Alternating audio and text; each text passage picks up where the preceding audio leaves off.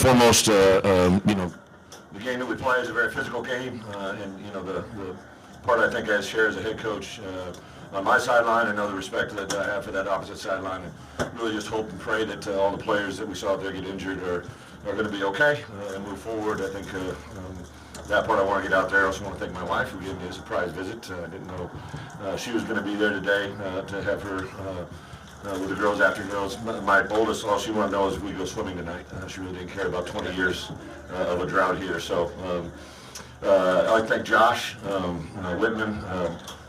He gave me a game ball in there, but really the opportunity that he gave to me to come back here and every week to be in this position, I can't say thank you enough. And then there's a lot of logistics that went into making today happen, right? Everybody just thinks we worry about this game this week.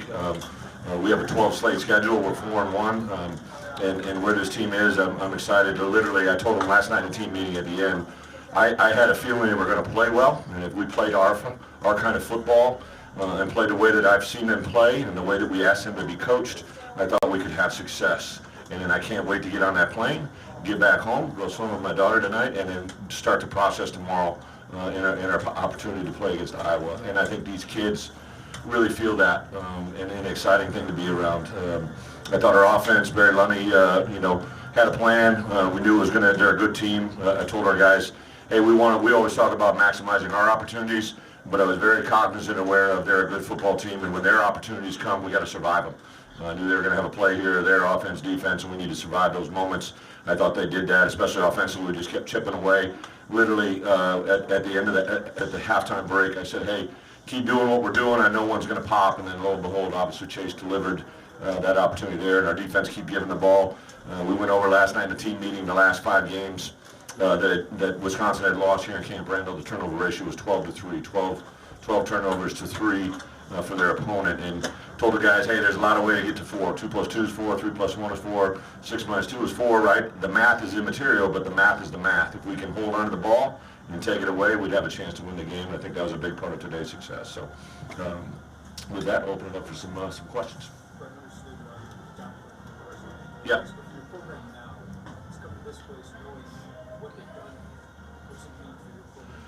Yeah, so, there's a lot of guys in this team that were with us from day one, right? And one of the first graphics that I put up, that I do football one-on-one a lot, right? And it may be 5 minutes, it might be 15 minutes, but one of the first football one-on-one graphics I showed them was when I arrived here, the last 5 Big Ten Championship West titles were Northwestern and Wisconsin.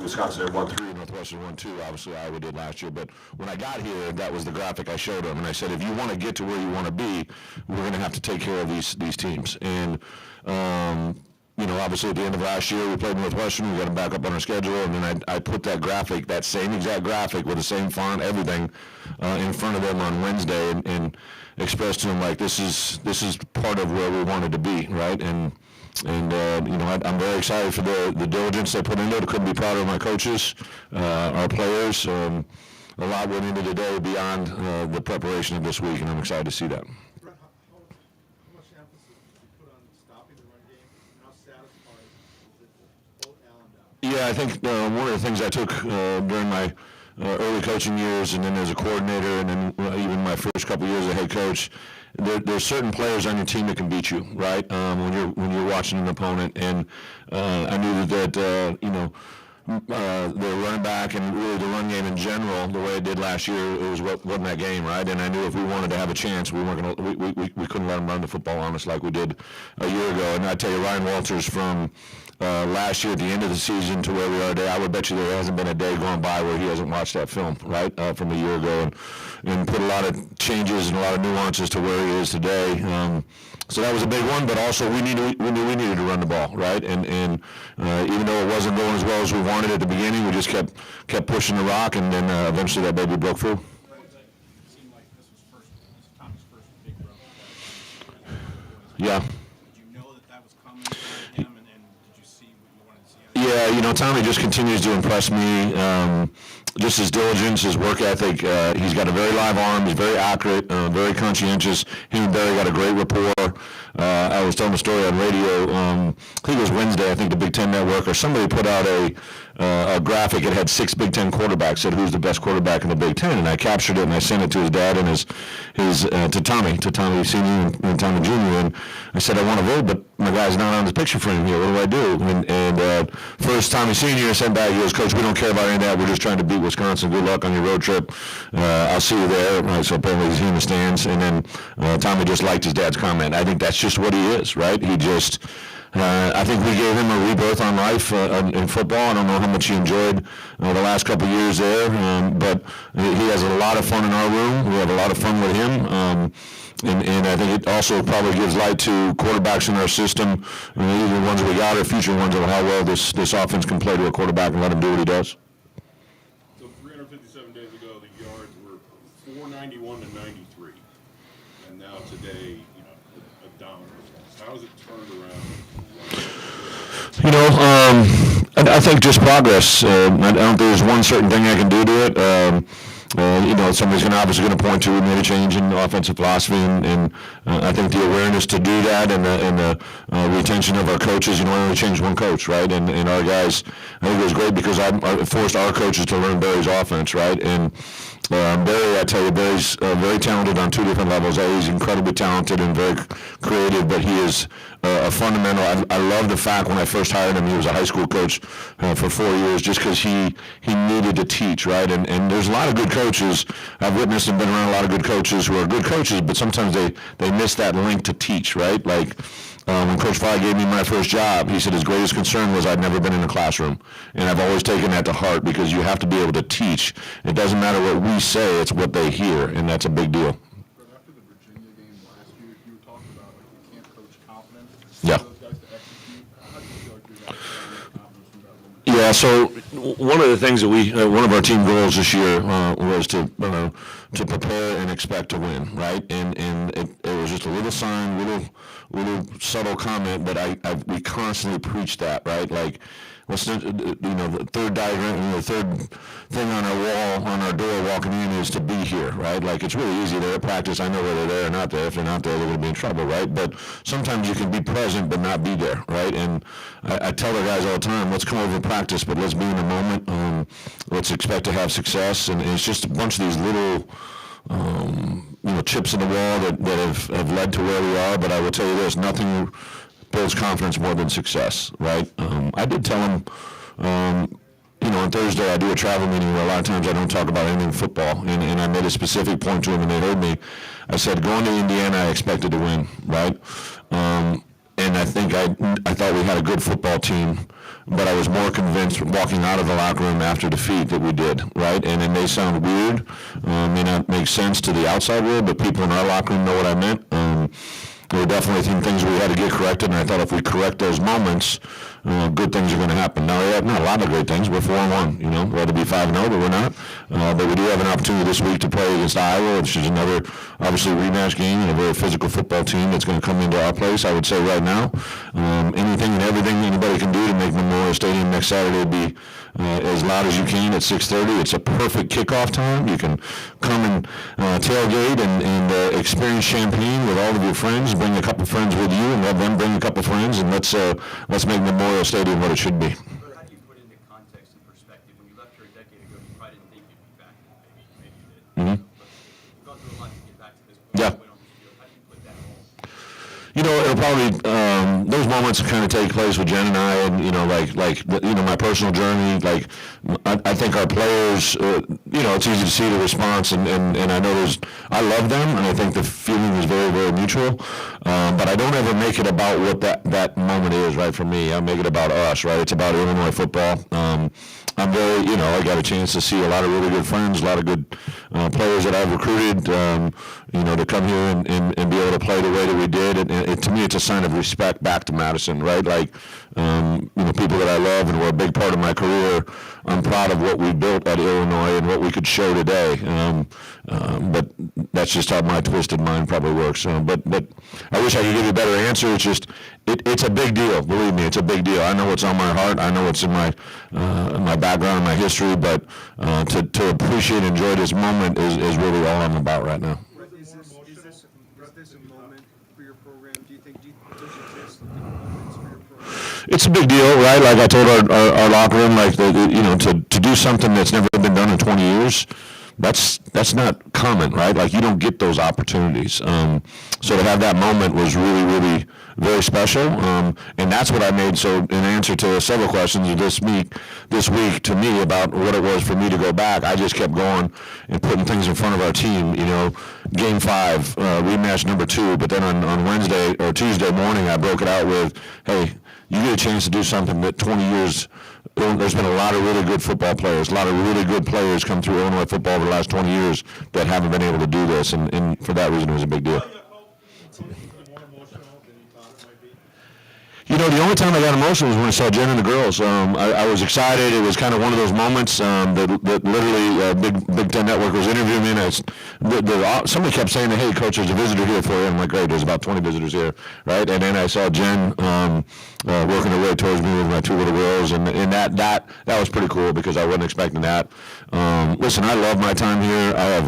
It's a part of my history that I'll never, but it literally is defined to help me get to where I am today. I would never have been able to be where I am today without the opportunity that Coach Alvarez gave me in Wisconsin. But that's why I said at the beginning, what Josh has provided us an opportunity to do, and for me as a coach, the staff that I have, that doesn't just happen. Like Josh has made a conscientious effort to give me the revenue to do this.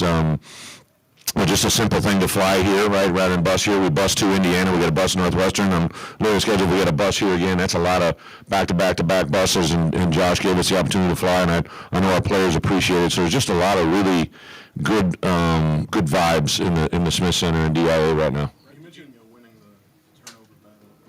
You have to maybe be opportunistic and score off those. Yeah. What did your offense do? Maybe it wasn't a little extra effort occasionally. No, it's a great point. So, it's one thing to get turnovers, but get points off them. So we talk all the time about complementary football, and I said this, and again, I promise you I'm going to go into my phone. I'm going to have a bunch of messages from last year's seniors, right, that aren't with us, that are around the league or aren't there in their real lives now doing what they're doing. And I think a year ago we talked about complementary football, and it sounded cool and they could regurgitate it, but now our guys know what it means.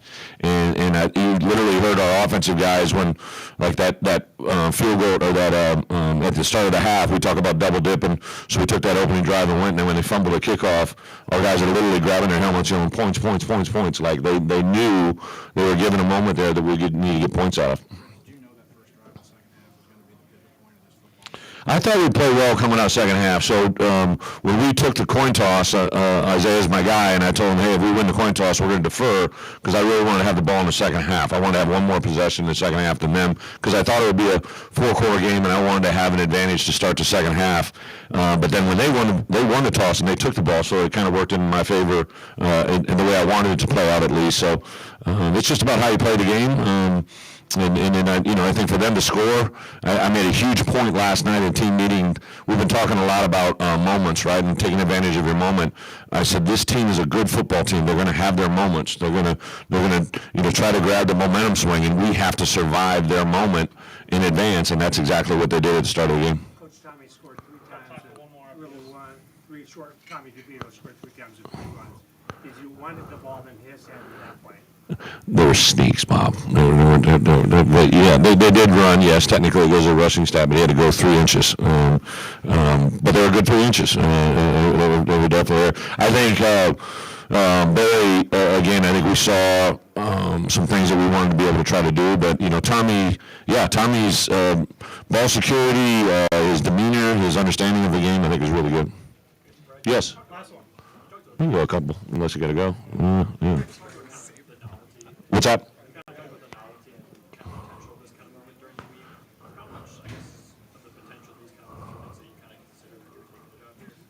Did you say novelty? What'd you say? Just like now, like you said, now there's something new. I don't Oh. know how much is that? Yeah. Actually, during my time here at Wisconsin, I would just be completely frank and honest, right? Like there were times when I was a head coach here when we were recruiting, and I'd be like, we'd be going after an Illinois kid, and we wouldn't be battling Illinois. And I would say, man, being completely honest, I'd be like, why aren't they?